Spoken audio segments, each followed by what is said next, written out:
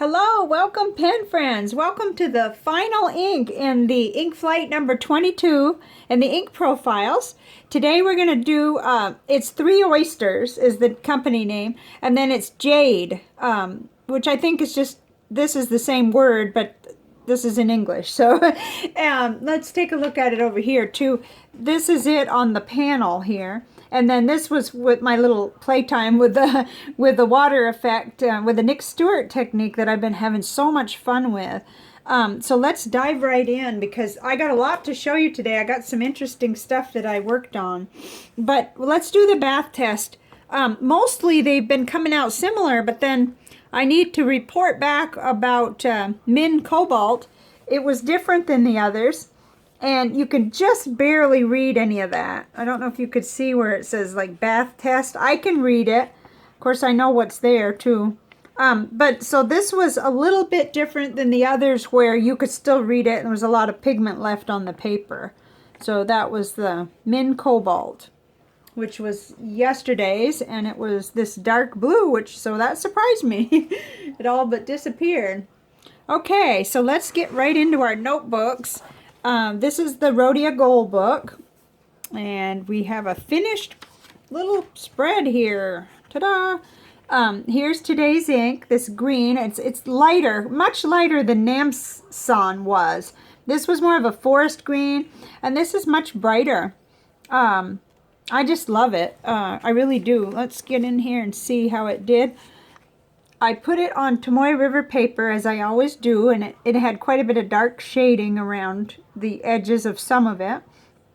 I found that it was available at Goulet Pens, $10 for the 18 ml bottle, and $2 for a 2 ml sample. Now, the reason I didn't list Anderson here is because they're out of stock on the 8 ml as we speak, but that could change. By the time you watch this, you'll want to check with your favorite retailers anyway, but I just noted it for myself.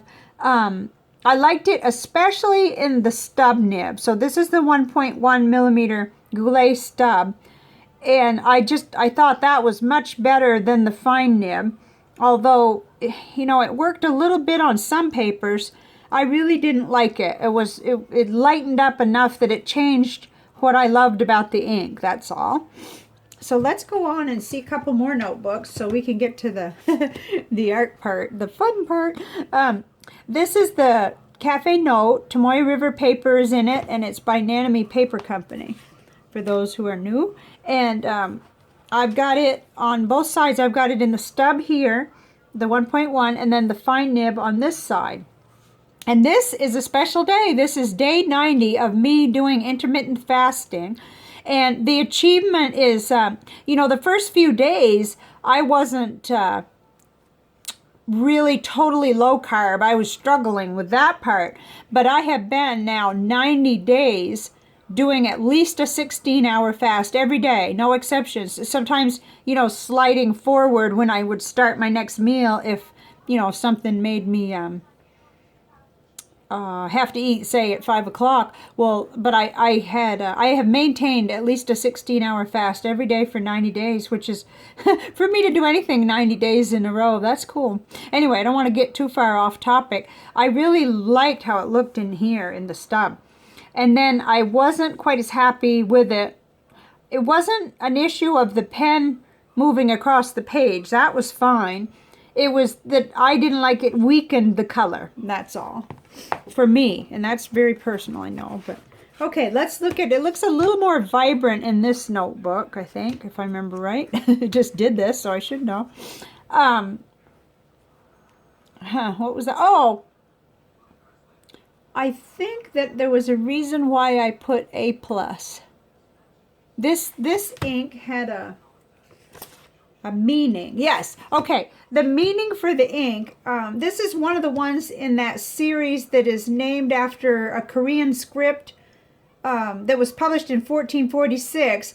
And there were 4 inks, and this is one of the 4. And this ink, the meaning is correct. Yesterday's, the one that was Min Cobalt, the meaning was people. So, I mean, that's interesting. It's very, very kind of above my head. But anyway, so I said, okay, I'd do a A+ and a and a check mark for correct, I guess. This is my, oh, I think it's too cold for me or something.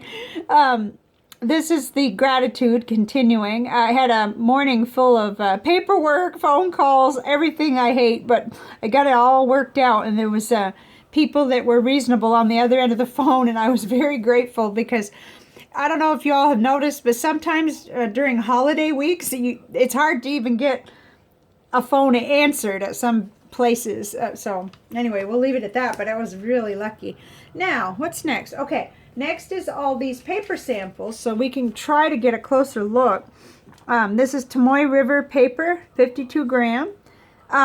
I did a downward arrow. I didn't like it. I didn't like the fine nib, but I was perfectly happy with how things went with the stub nib on that paper. So, but that was my little signal to myself that I didn't like that in the fine nib. Okay, on Leuchtturm 1917. This tends to be okay even if some of the other papers aren't, you know. So this was, I didn't put any bad marks or dings there. And I liked how it looked. It's a nice green. It's cheerful, you know.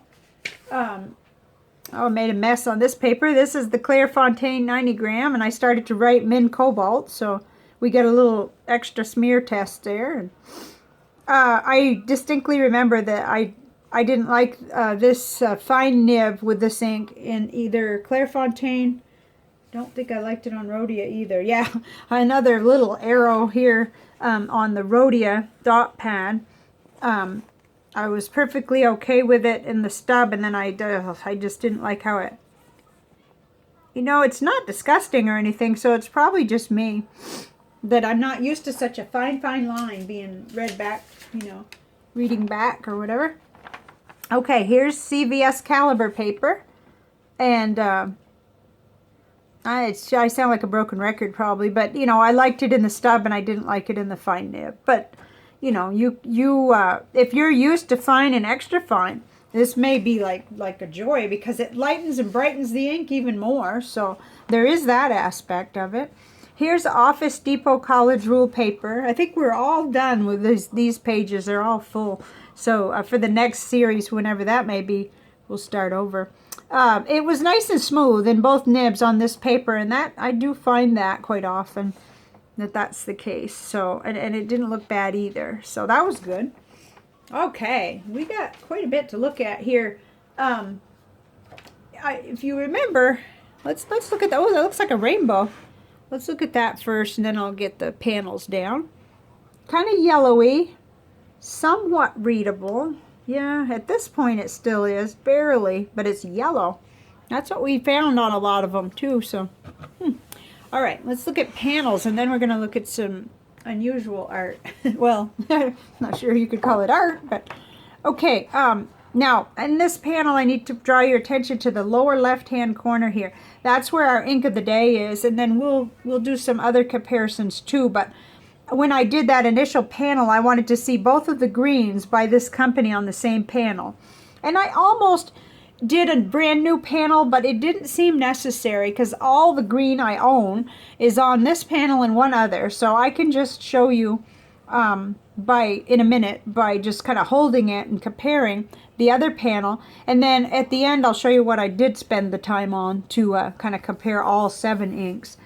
So it's just a nice kind of a bright ink, and but in my personal studies, as I glanced back on some other pages, I found that Blackstone Daintree Green was even brighter. At the same time, it looks a little darker, but it's just like turning a dial. And so if I had to choose, I would still choose, which I'm lucky because I do have a what's left of a 30 ml bottle of that ink, or thanks to a pen friend. So it's not that I don't like this one, but I do prefer a little bit darker. And so that's what I had concluded for myself. But, you know, Lamy Green and KWZ number 5 kind of compare somewhat to it. But let's pull down this. This is the only other greens that I have. So let's just try to, I wanted to show you in comparison to Robert Oster Green Lime. See how green lime is a lot brighter and lighter? So that surprised me, because at first I thought that's what we were dealing with kind of with this ink. And then there's opal green. Opal green was in an Ink Flight, Robert Oster.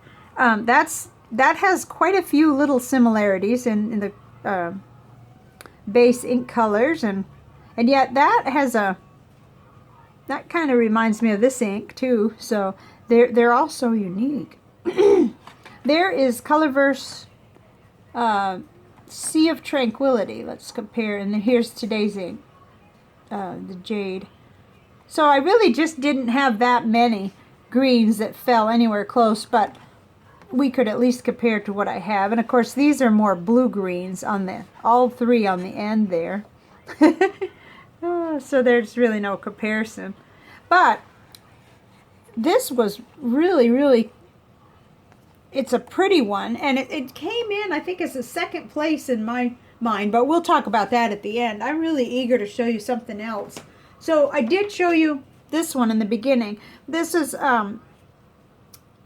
you know, me fooling around with that technique where you put the water first and then a little drop, and then you could I'm using a dip pen that came in another Ink Flight, just to add a little bit of let's see what it says, E&M. It's just like a dip pen, and I did condition it thanks to people that here that told me what to do to make the nib better, and so that I could just dip it in the ink and create a few dots and lines and that kind of thing. So those were my tools, this and then the water paintbrush and art syringe. So, but let's look and see, because I was inspired by Sue, and I'm not sure this is what she meant, but it's what it inspired me to do, was to try to get these all of these inks in this flight on one page. Oh, I didn't realize it'd be so hard to fit it in the camera view, but hopefully we're getting there. Okay, so this is today's, and I almost glued this one down over the top of it because I really like how that one came out better. That was me fooling around to see, was I going to be able to do it at all? Isn't that something? And since it didn't matter at all, it's gorgeous, right? That's the way things go. But this is kind of brand new to me to do it this way. But it gives us a chance to see all 7 inks, kind of how they reacted to being added to water. And, you know, in these other panels, it's the opposite. I put the ink down, and then I introduce water. So on this, I put water first, and then introduce ink, and then kind of mess around with a pen and put some more water down on the bottom to see what happens, to see about any spreading. And I'm a real amateur at this, but it was fun, really a lot of fun. And to get 7 of them on one paper, and you know, that's pretty fun. This is the new visual journal that sort of temporarily replaces the one I just filled up. But this was fun. This was really fun. So I thought I'd share it with you. By no means are these to me artistic. The only one I would say that I'm happy with is the first one I did when I was just testing the waters, so to speak.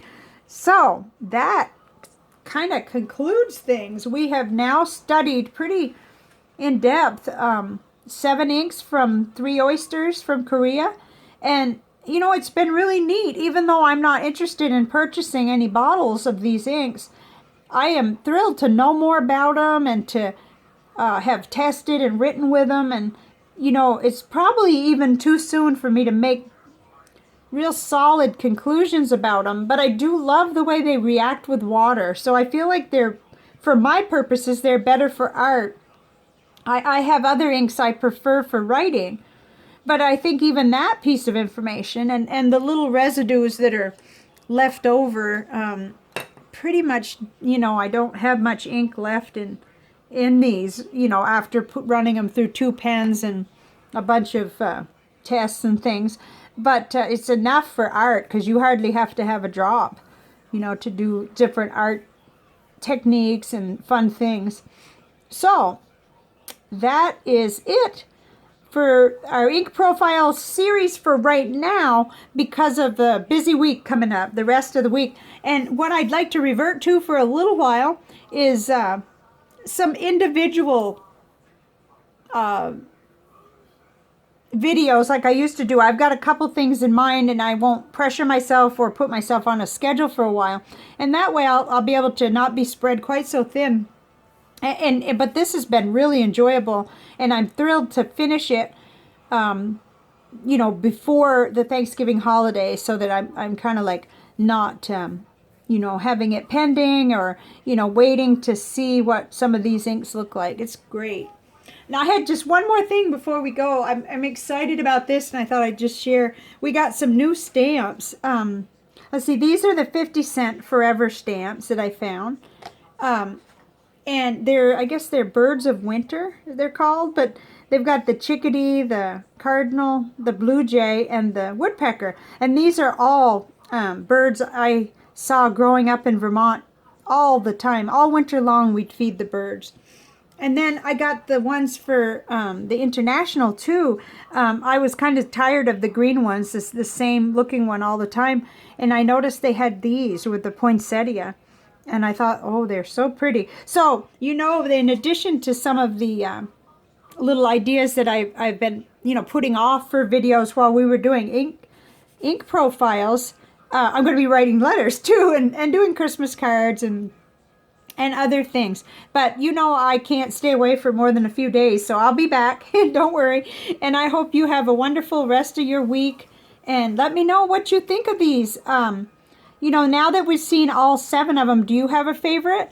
Because I know my favorite to write with was the Min Cobalt. And then really my second favorite was the Jade. I really liked that. It wasn't too dark. So when I see it in my notebooks, I liked it in the stub nib anyway very much. Because I liked the Namsung, but it was a little bit dark for me. So that's it. I'll see you guys next time. Thank you very much for being here. Bye for now.